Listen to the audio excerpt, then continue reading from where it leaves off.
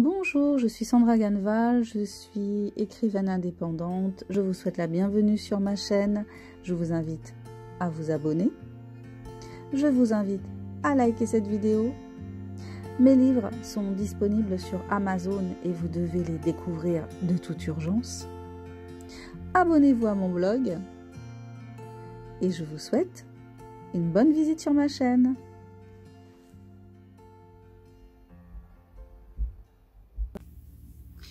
Bonjour tout le monde, c'est Sandra, j'espère que vous allez bien aujourd'hui, j'espère que vous êtes en forme, j'espère que vous tenez le coup. Je voulais vous faire une vidéo aujourd'hui, je ne sais pas si vous avez entendu parler de cette histoire, l'histoire de cette famille du côté de Vitré, qui s'est vue retirer ses 2 enfants. Alors je reprends l'histoire, ce sont 2 jeunes parents, la maman a 22 ans, qui ont un premier enfant qui a 2 ans, et ils ont décidé de faire un accouchement à domicile sans être assistés par du personnel médical. Donc c'est une pratique tout à fait légale, ce qui est assez fou en fait qu'il y ait une loi sur le fait d'accoucher naturellement à son domicile. Bon, en tout cas c'est légal. C'est légal d'accoucher. Donc, cette jeune femme accouche à son domicile. Une fois qu'on a accouché, en fait, on a 5 jours pour faire la déclaration auprès de la mairie. Donc, c'est le 5e jour que le papa va déclarer la naissance de son enfant à la mairie. Et là, l'officier d'état civil lui demande un certificat médical que le père ne peut pas produire.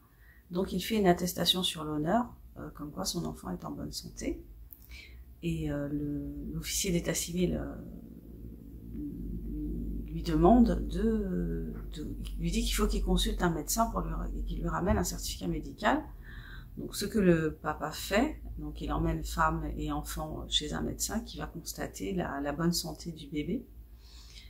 Et suite à ça, en fait, il va y avoir un signalement qui va être fait à la PMI par le médecin. Enfin, un signalement. Je ne sais pas si c'est un signalement ou bien juste que le médecin rend compte à la PMI de cette naissance à domicile. Et quelques temps plus tard, les parents voient débarquer chez eux 3 voitures de la gendarmerie et on leur dit que leurs enfants les 2 enfants vont leur être enlevés parce que on considère qu'il y a un soupçon de maltraitance vis-à-vis des enfants. Donc je vous mets des liens pour que vous alliez constater le déroulé de la situation, le déroulé des événements, pardon, et également que vous puissiez prendre connaissance du témoignage de la maman qui a posté une vidéo sur Instagram. Elle a posté une vidéo et puis la vidéo est devenue virale, donc beaucoup de gens se sont alarmés parce qu'un des points quand même importants, c'est que cette maman allaite son enfant. Le bébé avait 7 jours et donc voilà, on a retiré un bébé à sa maman alors que la maman l'allaitait. Alors moi ça me pose plusieurs questions. La première question, c'est pourquoi on agit d'une manière aussi brutale, que l'on puisse se poser des questions sur le fait que des gens décident de faire autrement que ce que nous sommes censés faire quand nous sommes enceintes et quand nous allons accoucher. Pose question parce que ce n'est pas la norme, mais ça pose pas forcément question parce que ça met en danger la vie de l'enfant. Voilà, c'est une jeune maman de 22 ans qui n'a pas de problème particulier. La majorité des accouchements se passent bien. On est dans une société qui hyper médicalise la grossesse et l'accouchement. Donc tout le monde est un peu logé à la même enseigne, donc, ce qui est dommage. Dans d'autres pays, l'accouchement à domicile est quelque chose de banal et est accompagné. En France, ce n'est pas facile de trouver une sage-femme qui puisse vous accompagner lors d'un accouchement à domicile parce que l'assurance est hyper élevée. Je crois que c'est 25 000 €, quelque chose comme ça, pour une sage-femme qui veut exercer à domicile. Donc c'est dissuasif, c'est pour ça qu'il y en a très très peu qui font cela. Et puis il y a une espèce de normalité. En fait, la normalité, enfin, ce qui est normal, c'est pas forcément ce qui est naturel en fait. Voilà, donc accoucher à l'hôpital, accoucher à la maternité, dans une salle avec une grosse lumière dans les yeux, avec des personnes qui tournent tout le temps autour de nous, qui viennent quand ils sont plusieurs, qui viennent à des intervalles pas forcément justifiés, vérifier l'ouverture du col, le monitoring, on est immobilisé sur la table de travail, la péridurale qui empêche de se mouvoir, le fait simplement quand on arrive d'être installé sur un plan horizontal qui va faire que le travail souvent va être ralenti.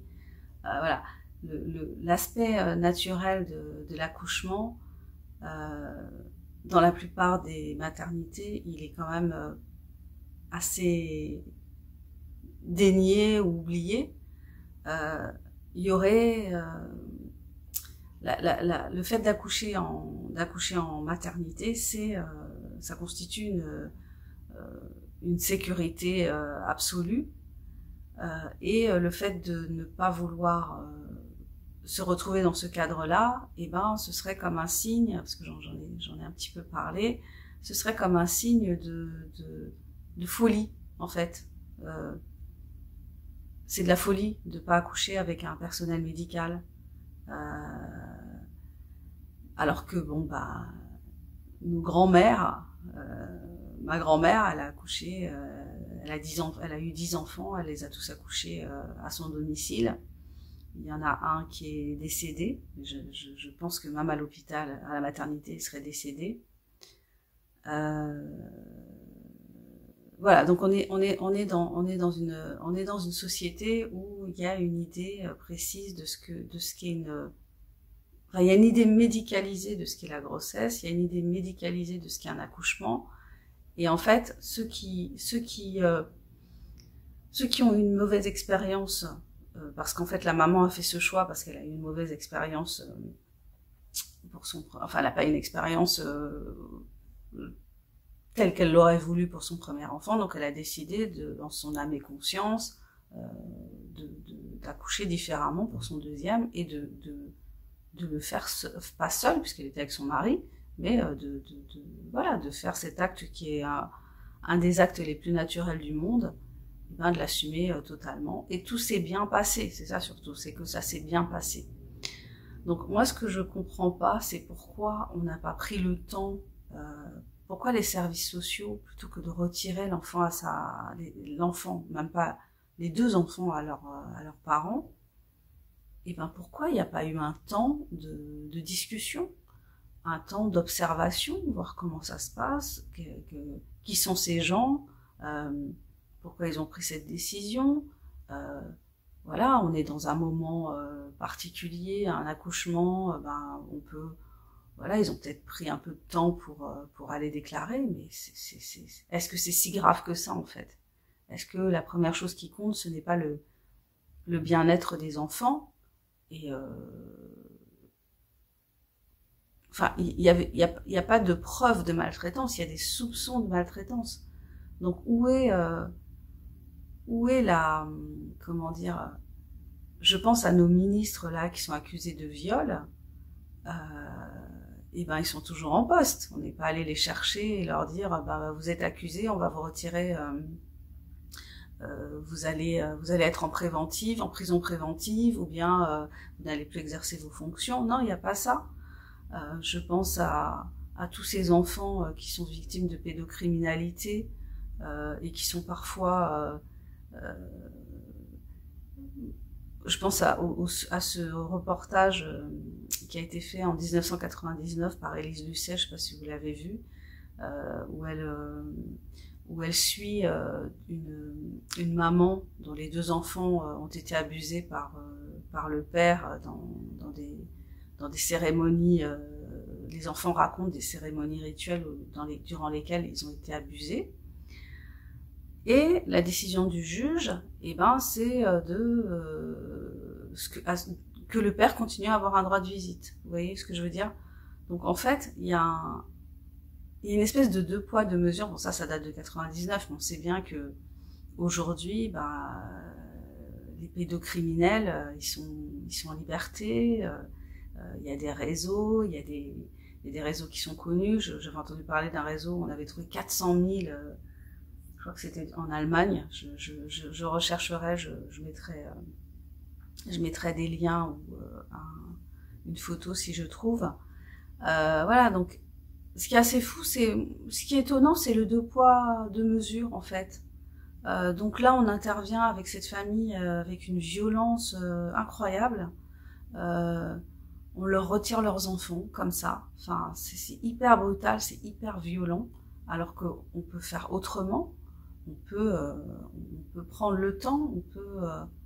Enfin, je comprends pas cette violence institutionnelle. Ces institutions, je me demande où elles sont depuis 2 ans, en fait.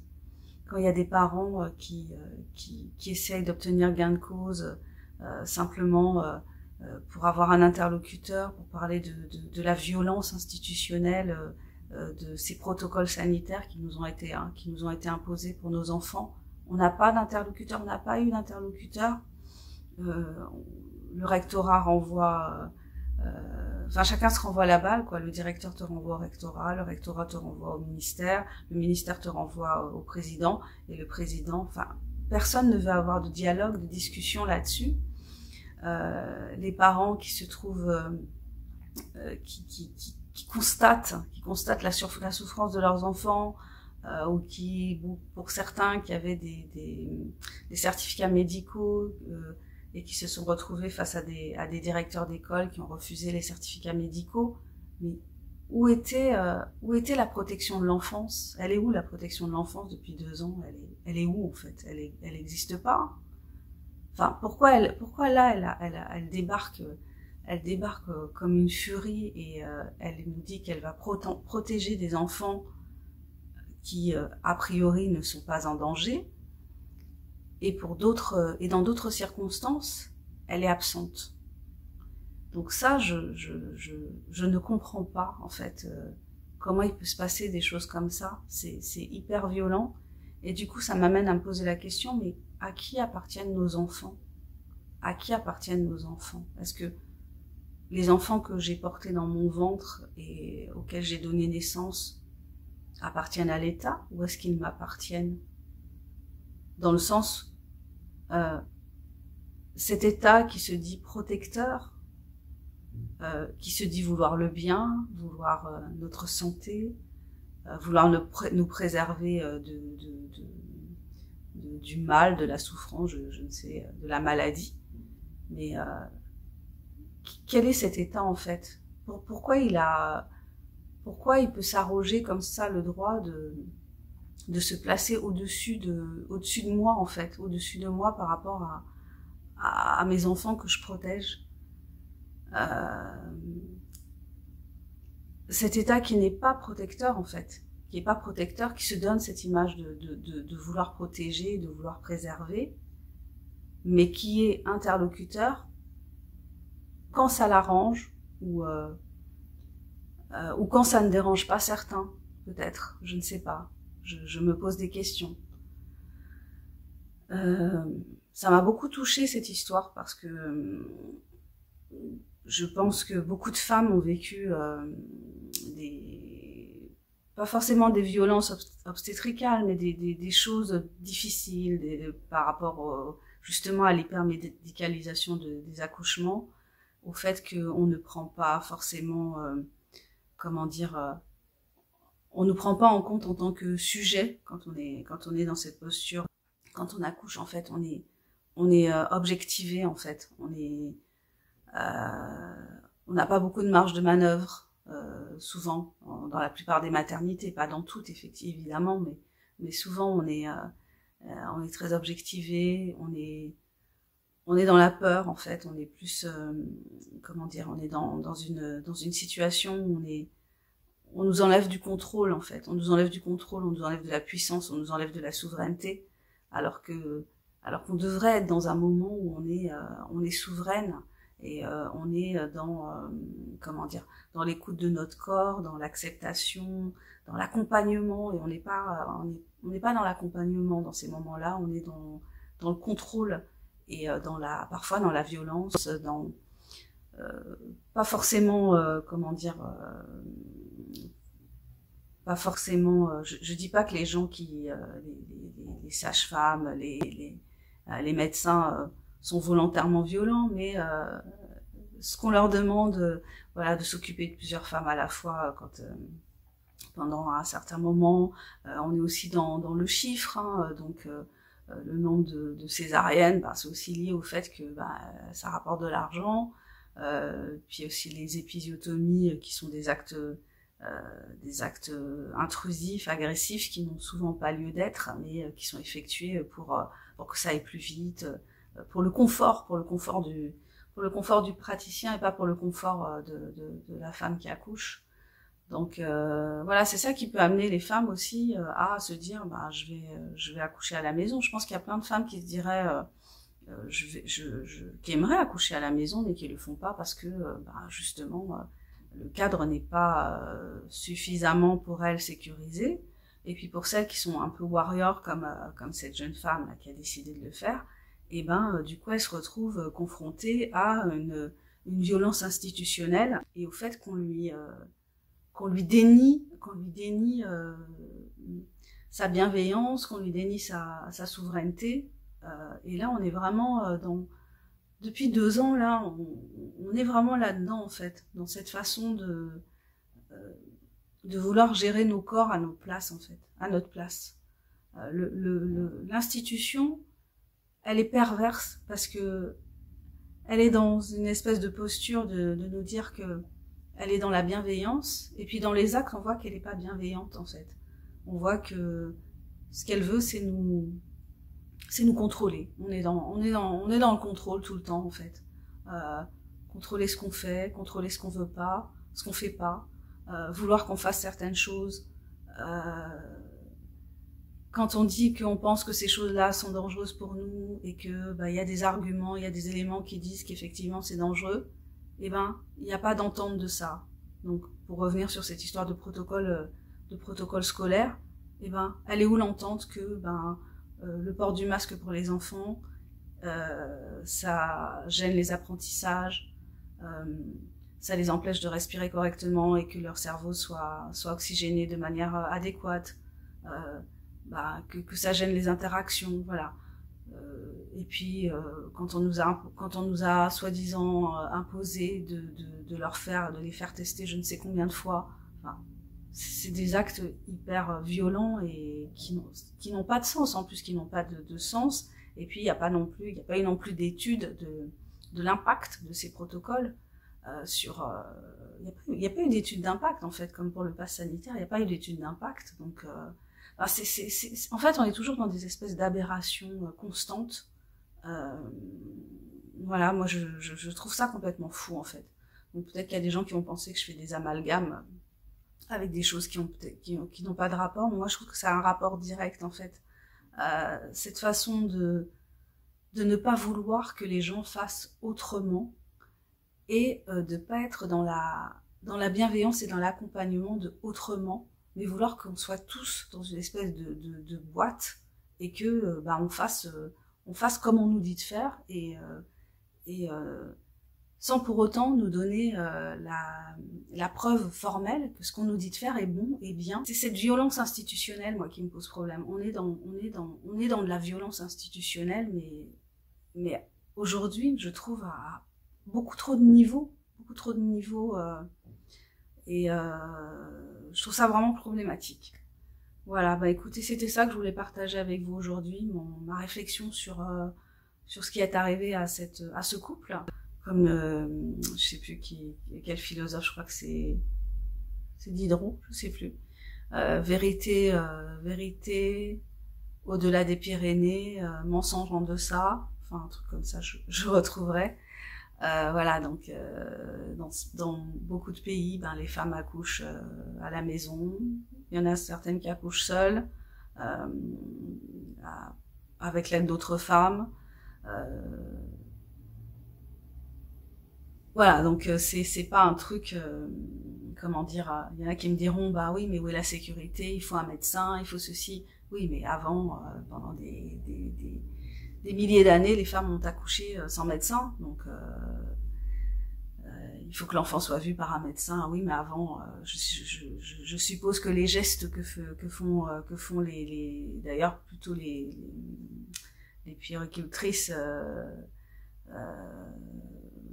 ou les sages-femmes, bah, c'était des femmes lambda qui les faisaient pour s'assurer que l'enfant était en pleine forme.